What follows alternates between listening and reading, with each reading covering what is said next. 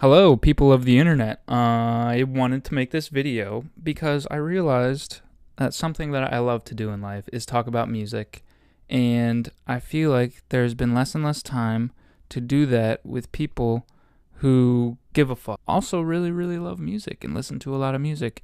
So I just decided I wanted to make time and address the void of the internet and maybe get some feedback there. So I just wanted to talk about these albums that I have been listening to for around the past year now that I feel like haven't gotten as much traction as they deserve, listener-wise, based on the metrics that I can find. So I'm making this list and going from least amount of listens to most amount of listens, at least from what I could see. And let's just jump right into it. The first band that I wanted to talk about is Sobs. They are a three-piece bubble grunge band from Singapore. This album's called Air Guitar, and it was released on October 26, 2023 with Top Shelf Records. And what can I say? This album is just so much fun. It is happy music. It is light, soaring melodies, so catchy. Really great production on the vocals and all the guitars just slamming together with powerful drums. Really some spacey mixes, some really fun use of electronic sounds. They have a song on here that just kind of breaks down into drum and bass, breakbeat at the end. Just love what they're doing with the power pop genre. Really keeping it fun, keeping the melodies fresh feeling. Check out this album as soon as you possibly can if you just need to have fun. Next up is an album that's a little older but new to me. Female vocalist by the name of Renata Zeguir. They're from New York, and this album is called Old Ghost. I don't know if she's a band or if she does everything herself, but definitely not enough listens for how good this album is. Renata Zeguir coming through with Old Ghost, released on February 23rd of 2018. It's kind of like a darker, folksy kind of deal, a little bit twee, a little bit indie pop rockish, but just a little bit louder for folk than usual, I think, which is welcome to me. Lots of fun vocal melodies and harmonies on here. Really good use of space, I would say. She just knows how to kind of let a chord hang and do its job. Just check out the first song and you'll know what I'm talking about. All right, next up we have probably my top album that came out last year, and that is by a band by the name of Superviolet, and the album is called Infinite Spring. It came out on April 21st of 2023. This band is from Columbus, Ohio, so not too far away. And I know the lead singer, frontman Steven Siolik, I think is how you say his name, used to be in a really good band out of Akron, Ohio called the Sidekicks. They decided to go their own ways. Can't fault him for that, but I'm really glad that Steven decided to carry on his love of making music and just continue his career with Superviolet, because he definitely has a passion for it, and it shines through in the lyrics, melodies, instrumentation, production, everything on this album. It's a little bit on the folksier side, a little bit country inspired, but rock true, tried and true. Can't really go wrong with any of the tracks off this album. I got a chance to see them live, and it kicked ass. Listen to Superviolet. Next up, we're going to go overseas. This band is called Chording, and the album is called Guitar Music. They are from the Liverpool region of the UK, and they're on the label Play It Again Sam. This album was released on September 23rd, 2022.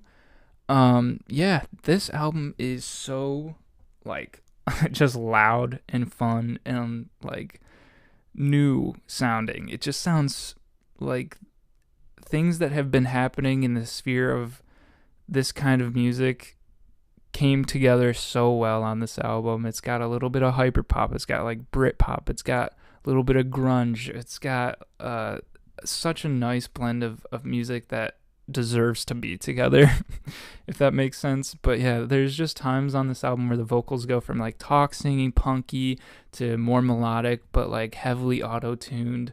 A lot of these songs just get stuck in my head frequently. The guitars are so fun and loud, and like the use of distortion and like and just like audio manipulation is really fun on this entire album. The last song is kind of a curveball, but I've grown to like it. Yeah, check out Courting. Really good stuff. All right, we're staying overseas, also in the UK, in the Nottingham region, with a band called Do Nothing. Their Glueland and $0 Bill EPs, which came out in April 2020 and March 2021 respectively. They are a post-punk, funk, rock, Britpop extravaganza. I do not know how to label this band. They're doing everything right. That's all I can say. They have growling bass lines, bitey guitars, angular riffs, complimentary but like upfront vocals. Everything is working together as it should for like a post-punk album of this inspiration level. I don't know that I'm so obsessed with these two EPs. They're doing stuff on the guitar and bass and like fun drums and vocal. Just all these four things come together in ways that I feel like has been such a good product of influence of so many different genres. You'll know what I'm talking about when you hear it because it's kind of impossible to describe. You'll think of your own band that you're like, oh, this sounds like, but I'm sure everyone else has their own interpretation, so I'm not going to say what band I think they sound like, but better. All right, the following band coming back to the States is a band called Bleary Eyed from Philadelphia, Pennsylvania. I wanted to talk about their Triple Split EP and their Guys full-length album that came out on May 19th, 2023. These guys deserve so many more listens. They're like everything that the psych, shoegazy, emo scene needs right now. It's like a little bit of like a nice blanket to like wrap yourself in and just like be in your feels, I guess. But the blend of female and male vocals really goes far. I feel like they just sonically explore a lot in their genre. Especially with like drums and playback loops and like reverse recordings, just a lot of like intricacies that I haven't really heard in this genre before. Yeah, their Triple Split EP is just 3 really good grungier songs, and then Guys kind of picks up the tempo a little bit and gets a little weirder with it. But definitely check out some of their stuff. All right, next up, going to the West Coast with an artist of the name Bobbing with their album Year of the Newt, which came out in October of 2023 at the end of the month. Yeah, what can I say? This album is enthralling. The guitars are so energetic, jubilant, lively. There's so many fun melodies.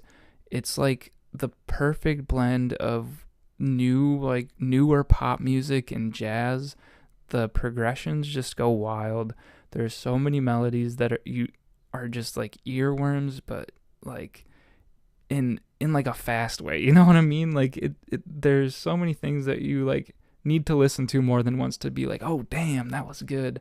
And it just continues. It's just a whole album. It's just all really expertly produced. So bouncy set, just a lot going on to appreciate with the new Bobbing album. Bringing it up to the top 3.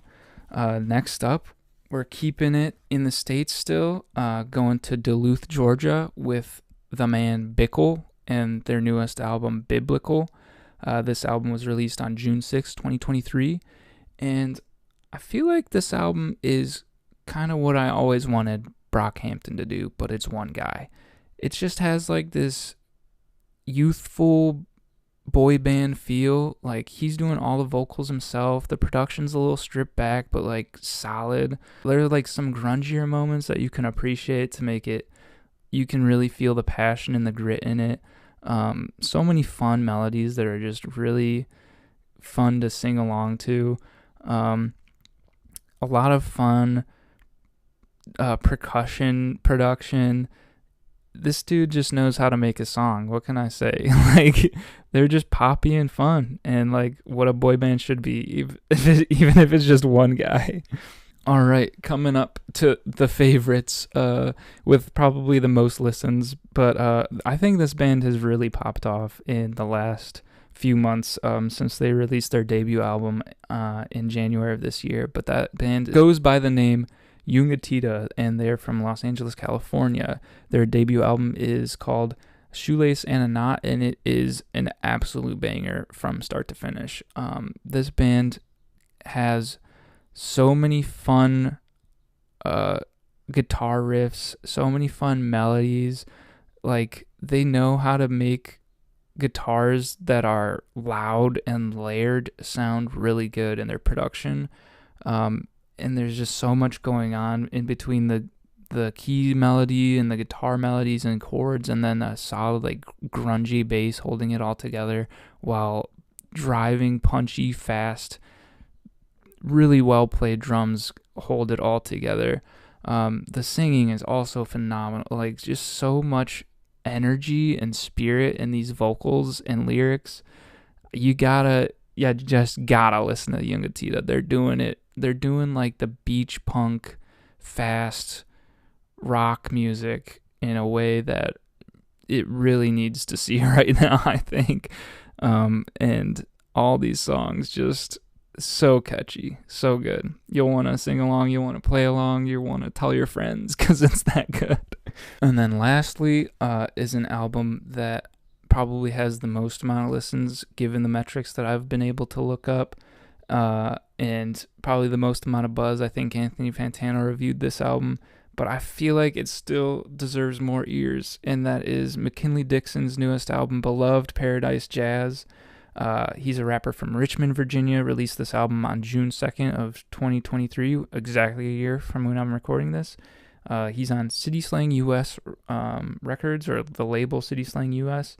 And yeah, this album is like what I've wanted to see from a new rapper since probably To Pimp a Butterfly.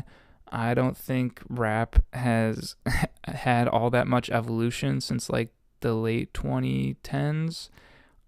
So like getting halfway through the 2020s without a lot of interesting rap, I think he really pulls it back with like a lot of this live instrumentation, a lot of these like perfectly chosen and mixed layers of samples, a lot of like layered vocals that highlight the flows and the melodies that McKinley Dixon is spouting out on these tracks. Just a good listen from start to finish. I am telling everyone that my major complaint with this album is that it's too short.